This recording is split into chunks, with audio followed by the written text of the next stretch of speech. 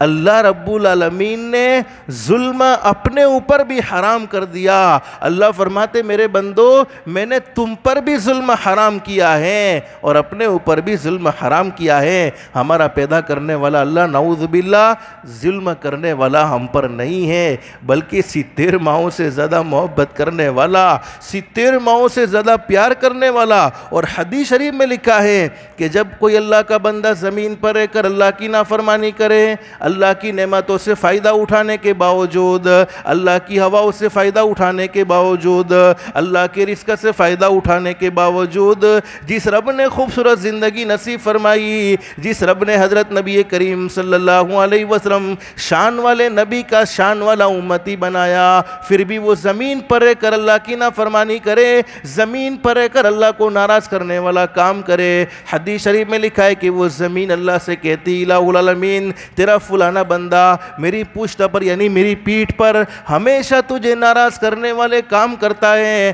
ہمیشہ تیری نافرمانی والے کام کرتا ہے۔ الصلاۃ خیر من النوم کی صداؤں کو سن کر اس کی نیند کبھی اڑتی نہیں ہے، حی علی الصلاۃ حی علی الفلاح کی صداؤں کو سن کر اس کے قدم کبھی مسجد کی طرف نہیں آتے ہیں، وہ اپنی دکان کو چھوڑنے کو تیار نہیں، وہ اپنے گھر سے مسجد کی طرف جانے کو تیار نہیں، حرام کمانا چھوڑنے کو تیار نہیں، ظلم کرنا چھوڑنے کو تیار نہیں، حرام کھانا چھوڑنے کو تیار نہیں۔ اللہ تو اجازت دے دے میں اسے نگل جاؤں، میں اسے کھا جاؤں۔ بولو کون کہتی ہے؟ زمین کہتی ہے اللہ تو اجازت دے دے میں اس بندے کو ختم کر دوں، اس نے تجھے ناراض کرنے والے کام بہت زیادہ کیے ہیں۔ ہمارا پیدا کرنے والا اللہ کتنا بڑا کریم، کتنا بڑا رحیم۔ زمین سے کہتے اے زمین بتا بندہ تیرا ہے یا بندہ میرا؟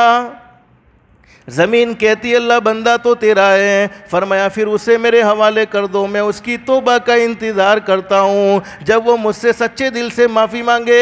حدیث شریف میں فرمایا نبی کریم صلی اللہ علیہ وسلم نے جب میرا کوئی امتی اپنے گناہوں کی وجہ سے اللہ کے سامنے رو جائے، بولو گناہ ہم سے ہو جاتے ہیں، ہم انسان ہیں، فرشتے تو بولو نہیں ہیں، ہماری فطرت میں گناہ ہے، ہماری فطرت میں اللہ کی نافرمانی کرنا ہے، ہم گناہ کر کے تھک سکتے ہیں، لیکن پیدا کرنے والا اللہ بولو معاف کر کے نہیں تھک سکتا ہے۔ حدیث شریف میں لکھا ہے کہ جب میرا کوئی امتی روئے اور اس کے آنکھوں سے آنسو کا قطرہ گال پر آنے سے پہلے اللہ فرماتے میری عزت کی قسم میں اس کی زندگی کے سارے گناہوں کو معاف کر دیتا ہوں۔ ایسا کریم اللہ، ایسا رحیم اللہ بولو ہم پر ظلم کر سکتا ہے؟ ہرگز نہیں۔ ایک حدیث میں فرمایا نبی کریم صلی اللہ علیہ وسلم نے جب میرا کوئی امتی صرف ایک مرتبہ اپنی زبان سے کہہ دے استغفر اللہ، کہو استغفر اللہ، کہو پھر استغفر اللہ۔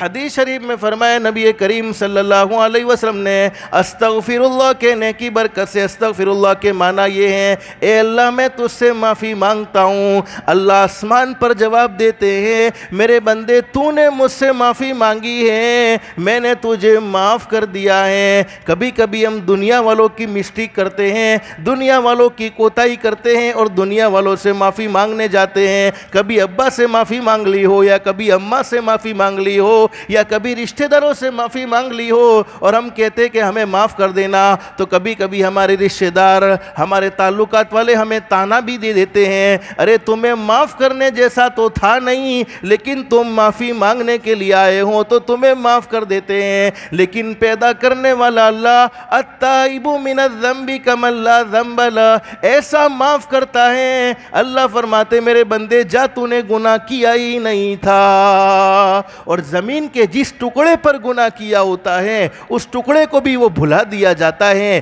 جس فرشتے نے اس کے گناہ کو لکھا ہوتا ہے وہ فرشتہ بھی گناہ لکھنے والا گناہ بھول جاتا ہے۔ ایسا پیدا کرنے والا اللہ ہم پر ظلم کر سکتا ہے؟ بولو ہرگز نہیں۔